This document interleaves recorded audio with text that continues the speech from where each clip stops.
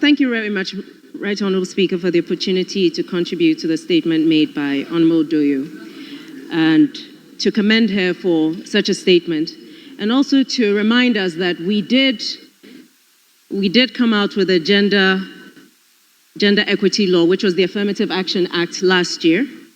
And this is supposed to make sure that we have 50% women representation in various ministries, departments, and agencies. But in addition to that, on the continental level, the African Union has just adopted the Convention on Combating Violence Against Women and Girls. Mr. Speaker, this provides for a comprehensive legal framework that seeks to prevent, eliminate, and effectively address all forms of violence against women and girls in Africa. It also seeks to address the persistent barriers to women's participation in peacekeeping and peace-building operations.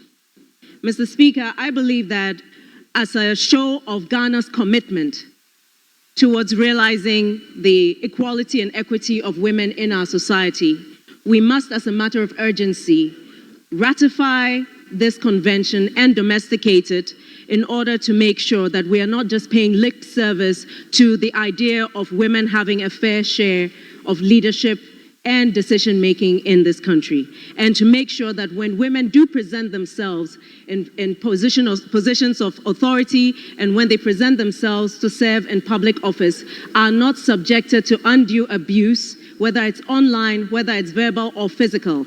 Mr. Speaker, if we do truly aim to make sure that we have better representation in this House, it must start outside of this House. And the only way to do that is to make sure that we are ratifying and domesticating this convention, and also making sure we're implementing the Affirmative Action Act. Thank you very much, Mr. Speaker.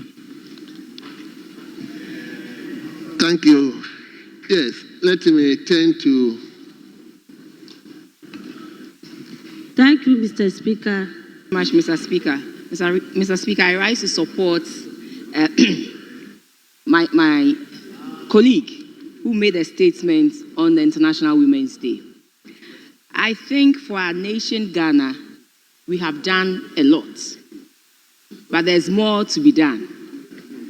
Thankfully, we have been able to pass our affirmative action bill, and this was under the NPP government. It had been on the shelves for about 20 good years. But I'm happy that during the time of President Akufo-Addo, we passed it, and then he also assented to it. We have done a lot for our women, like I said. For now, we have the first woman vice president. We've also had chief justices who are women. I think what is missing is a finance minister who is a woman. And I know that very soon, Ghana will be having a finance minister who is a woman. Mr. Speaker, women do a lot. We hold the economy in the home. We do a lot for our nation. All we are asking for is recognition. All we are asking for, Mr. Speaker, is recognition, because we do a lot. We are not asking for handouts.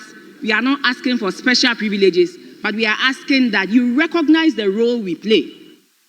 Because if you look at our population, the population of the world, women occupy more than 50% of the population.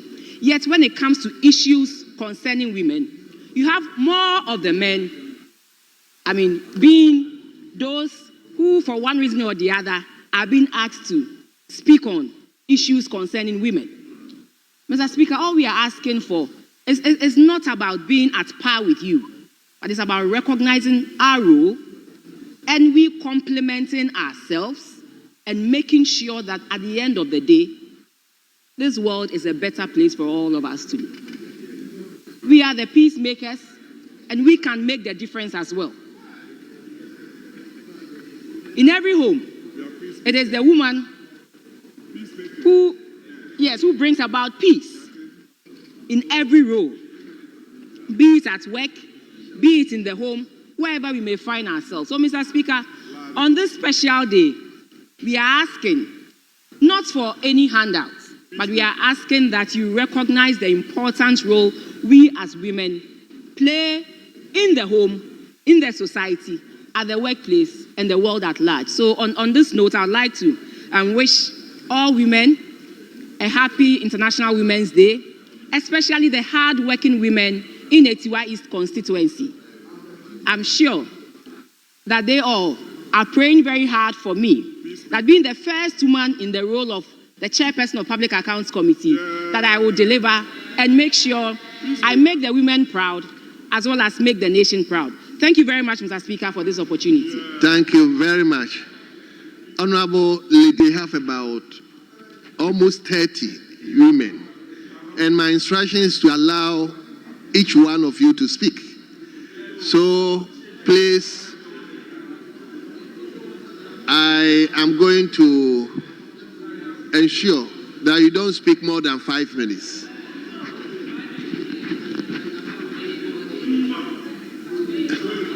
You see, Honorable Ladi will obviously speak. Today is your day.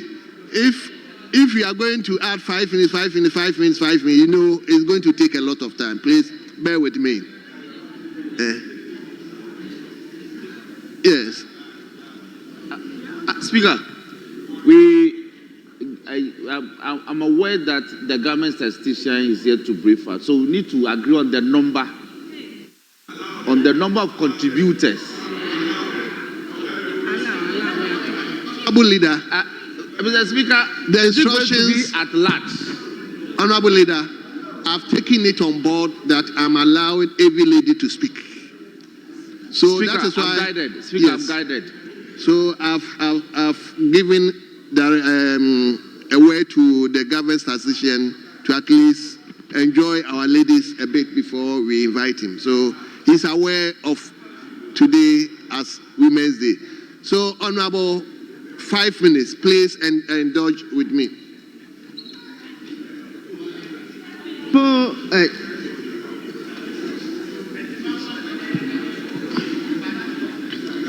I know, but I want us to understand this. Because of the numbers, please indulge me in 5 minutes for each lady. I think it will be enough. So I can also have time for the government statistician. Other than that, some of the ladies will not get opportunity to speak, and that will also not be fine. So 5 minutes, that's the way I'm going. Yes, Minister for Fisheries. Thank you very much, Mr. Speaker, for this opportunity.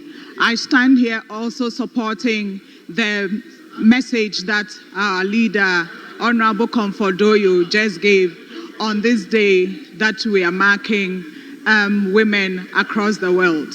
As the theme goes, we are talking about equity when it comes to issues relating to both men and women. I am happy that I was made a woman. I do not ever wish that I were a man because of the responsibilities that our society places on men that sometimes are very difficult for them to bear, but they stoically go along with those responsibilities. Mr. Speaker, women hold the world together. Women in Ghana hold our economies together. Women in Ghana hold our societies together. When you take agriculture, 80% of food crop farmers are women. They make us eat. They make us move. They make us be able to serve our countries. Mr. Speaker, when it comes to the sector that I work in, the fishery sector, most of the people who make us able to eat fish are women, the fish processors. On this occasion, I doff my hat out to all women of this country, for my forebears, the women who fought ahead of us, my colleagues who are still in the jungles fighting, and the young ones that are looking up to us. I wish and pray that we will all rise together, and together we will make our motherland great and strong. God bless us all women in this country. I thank you very much, Mr. Speaker. Thank you very much, Honorable Minister. Let me, yes. Thank you, Mr. Speaker, for the opportunity to contribute to the statement made by Madam Comfordoyo, our leader from the majority side. Mr. Speaker, as we commemorate the International Women's Day, let us recognize the invaluable contributions of women in Ghana and beyond. As progress has been achieved, challenges such as gender-based violence, unequal economic opportunities, and limited leadership representation persist. We must accelerate efforts to ensure equal access to education, healthcare, and economic empowerment for all women and girls, strengthening policies to promote female leadership, and also,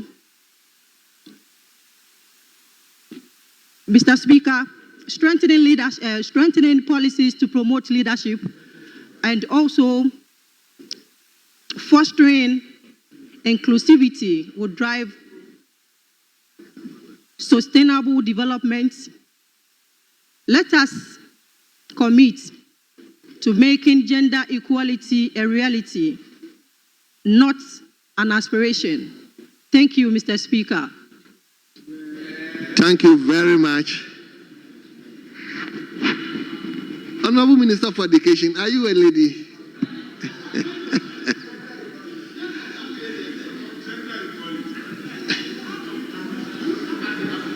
Said, yes, Honorable Member for Golikrote. Thank you very much. Yes, let's hear you. Thank you very much, Mr. Speaker, for this opportunity to contribute to the statement made by our leader, Honorable Doyo. Today is International Women's Day, and I applaud every woman on the globe for this day. Mr. Speaker, it is not enough for us to always celebrate this day. I think as women, we should be able to champion certain policies that would help us achieve our purpose. Mr. Speaker, we may be happy today, we may be good, but the ordinary woman on the street out there is not happy. And if that ordinary woman on the street is not happy, then as women, we have no right to be happy. Because as women, we are representatives of all the women out there, and we need to be there for each other. It is difficult to know that a fellow woman on the street is going through a very difficult time, and we cannot help. It is not enough celebrating the International Women's Day, but it is for us to hold each other's hands. Let us go up together. Let us pull each other together. Let us make the women succeed. For women, I don't think that it is enough for you to think that the world would be at your feet.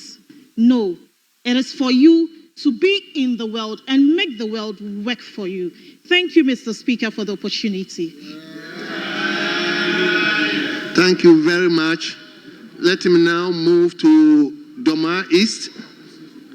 Doma East.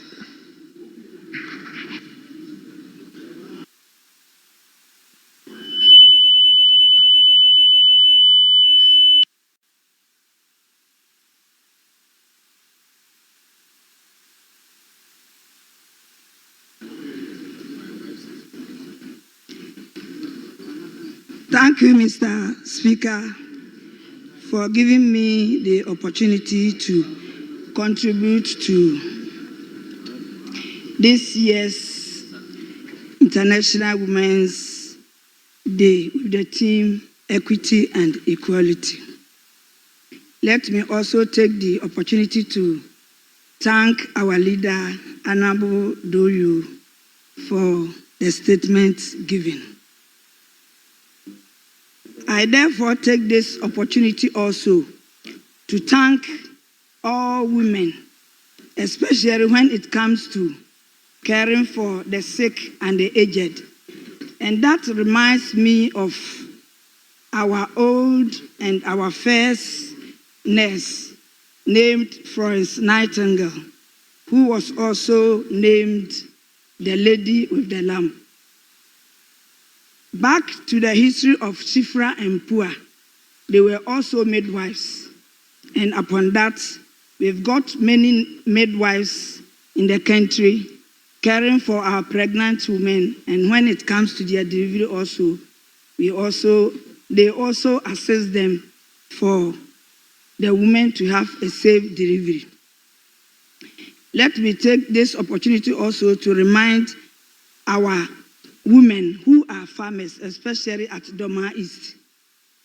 They've been doing a lot to serve the country and the community when it comes to feeding. Again, I want to express my sincere thanks to mothers who are single parents for carrying their children and then bringing them up for their betterment when it comes to education. I therefore congratulate all women for assisting husbands, families, when it comes to the care of our children.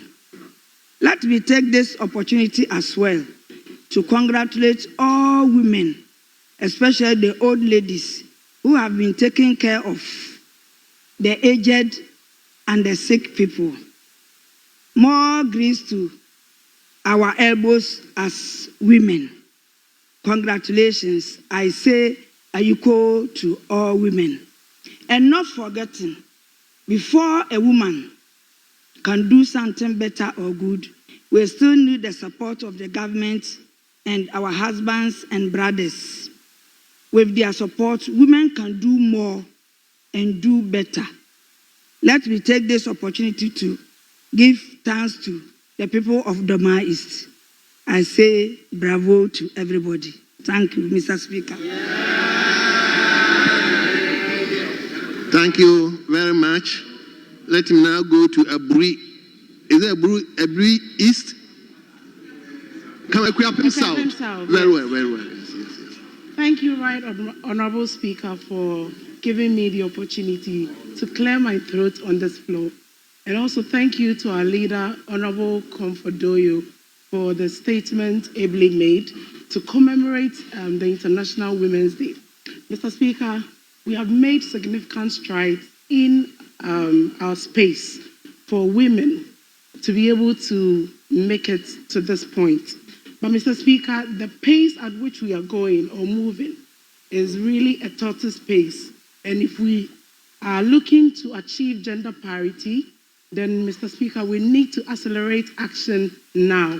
Mr. Speaker, I want to use this opportunity to thank the people of Ekwapim South for entrusting me with their mandate as a second woman as a second woman from the constituency to hold this position, which was a legacy held by the late Vida Amedi Yabua, whose initiative, through the Fairway, empowered a lot of girls to be able to be where we are today.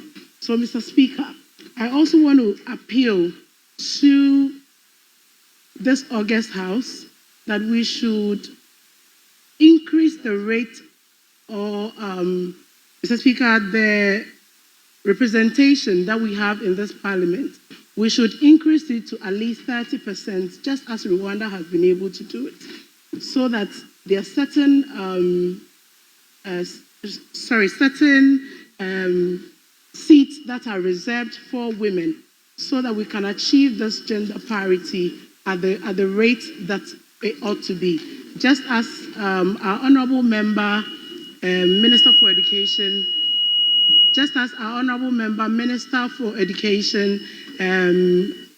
elicited in his earlier comment, so that we can have more women to represent us. Mr. Speaker, on this note, I would also plead upon this August House that we are able to accelerate action so that we can be part of the International Parliamentary Union by 2028, so that we will not be observers. Because based on their recommendation, we need about 30% representation of women in each parliament so that we can be taken very serious at that union. So, Mr. Speaker, with these few words, I want to congratulate all women in this country and globally for the great strides we have made in the political space, in other leadership roles.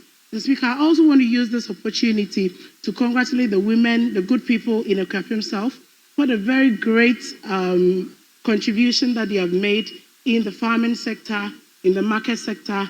As a woman coming from, as a daughter of a market woman, I really want to commend their efforts and the contributions that they are making to bring Ghana to the point we are today. Thank you very much, Mr. Speaker, for this great opportunity.